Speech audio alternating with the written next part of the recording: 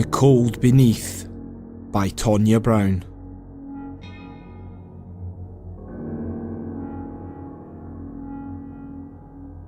One. The End. I record these last words with trembling hands, for the ever-patient spectre of death stalks me, and I am afraid. It is not the appearance of death that frightens me. Only fools and madmen expect to live forever. No, it is the manifestation that death has chosen that has filled me with terror. He is in the deep, burning cold, the ice of endless sleep, the frozen wasteland without pity or remorse that surrounds me. But even worse, he is a fleet-footed horror, moaning in a chorus of utter torment as he claws with many hands at the door behind which I cower. Yet in spite of my overwhelming fear, I shall not deny death. As the last of our ill-fated party, I will seek his audience, an easy task considering he has invited me so openly. When I have finished recording this account, I shall walk unprotected into the tearing hands and hungry mouths of the horrors that wait just beyond my door. In doing so, I will lay down not just the burden of my existence, but also my weary consciousness.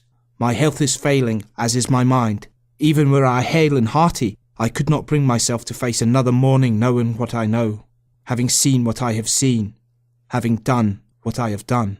I suppose, for posterity's sake as well as my own, I should relate the tale from the beginning. Then perhaps someone might find it in his heart to grant me some gracious pardon for my deeds. After hearing the story in its entirety, maybe one might understand that what I have done, nay, what we have done here in this God-forsaken place, was all for the best. Yes, I believe God has forsaken us, as he has cursed this frozen patch of earth, for there are no blessings here.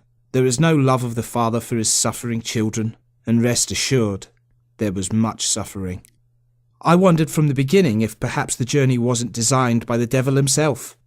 It's a fool's errand, this anxious race to be first to reach the North Pole, and yet I signed on with minimal hesitation when asked. It seemed a ridiculous notion that I should have been called upon for such an expedition. I had no previous experience, no qualifications, no training nor credentials.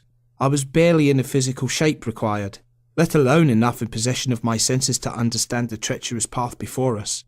Yet I was called upon by none other than Lightbridge himself.